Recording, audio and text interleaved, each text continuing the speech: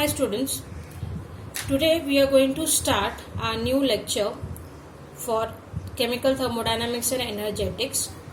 The concept what we have to start today is thermochemistry. Now basically what is thermochemistry?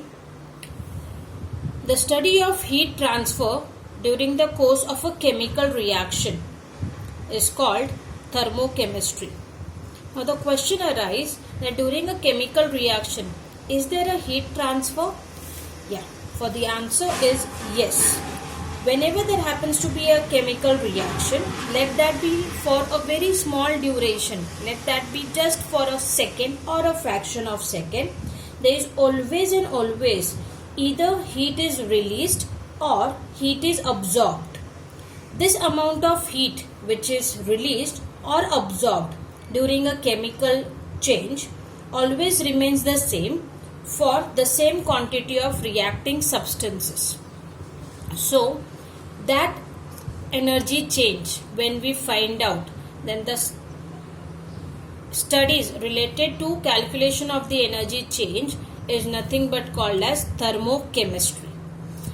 If I consider reactants moving to products, for this particular chemical reaction, when I want to find out the heat transfer or heat change, it will be written as delta H of reaction is equals to summation of enthalpies of products minus summation of enthalpies of reactants.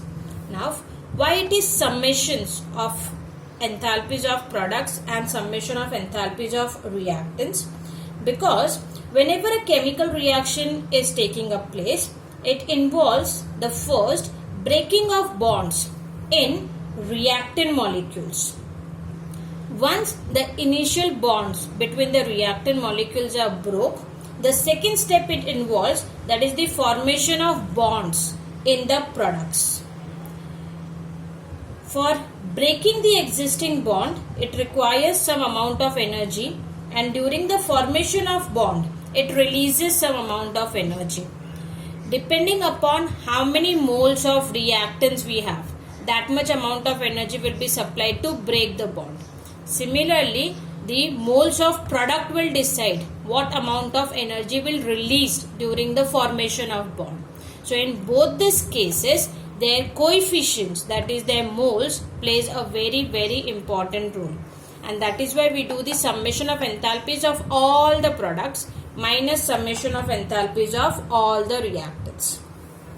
Suppose if I may consider my reaction as A moles of A giving plus B moles of B giving me C moles of C plus D moles of D.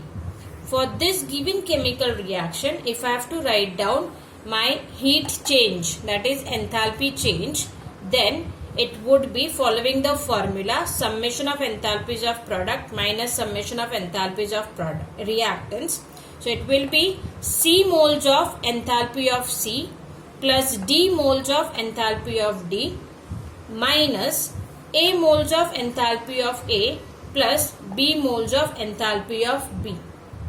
So for this simple formula, we will be writing down their enthalpies, and individual enthalpies will be multiplied by their number of moles, that is nothing but the coefficients. Now very important is, what does this thermochemistry gives us information about? This thermochemistry provides an information about very important thing. First is the bond energies for any given reaction, and second is the bond strength for any given product formed. I hope you remember this, that the bond strength is directly proportional to the stability of the molecule. Higher the strength of the bond, higher is the stability of the molecule. And we always prefer a chemical reaction so as to form those products which are more stable. So by knowing the enthalpy of any particular reaction, we could easily predict about the stability of our products formed. And that is why we have a special batch or a special branch in thermodynamics, that is thermochemistry. After knowing the formula for heat of reaction. The next thing we need to know is the sign conventions which we use for heat of reaction, that is delta H. As we know the formula, delta H is summation of enthalpies of products minus summation of enthalpies of reactants. Depending upon the values of enthalpies of products and values of enthalpies of reactants, we can use three conditions. The first one, suppose if we have a reaction where the summation of enthalpies of product is equal to the summation of enthalpies of reactants. In this case, when we substitute our value for calculating delta H, it will come 0. Means these are those reactions where during the change, the amount of heat supplied to break the bond is equal to the amount of heat evolved for formation of the bond. Means whatever energy we have supplied to break the reactant bonds is equal to the amount of energy released during the formation of product bonds. Because they both are same, we find that there is no net change in the enthalpy of the reaction, giving us delta H is equals to 0. Second case is the summation of enthalpies of product being greater than summation of enthalpies of reactants.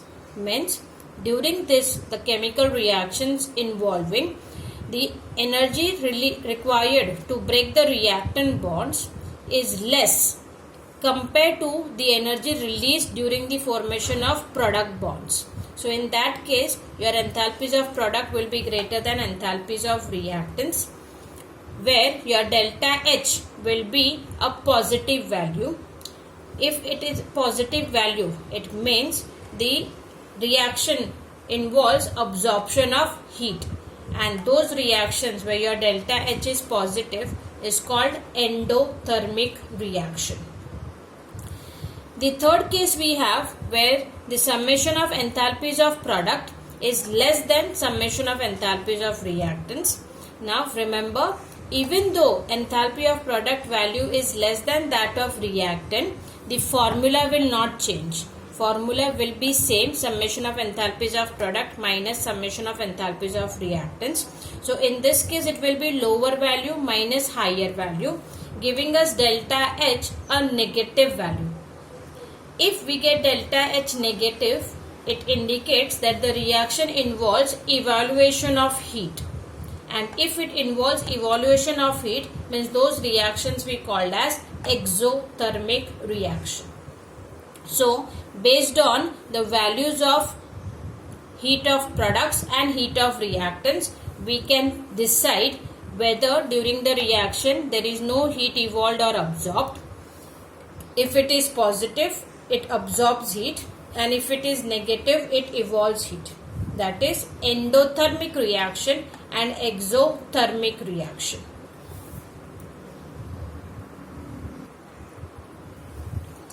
After knowing the sign conventions, the next thing we have to see the points of differences between two major types of reaction, endothermic reaction and exothermic reactions. Just when we were writing down the sign conventions, we came to know that if your summation of enthalpies of product is greater than summation of enthalpies of reactants, then your delta H will be positive. And if your delta H is positive, such types of reactions are called endothermic reaction.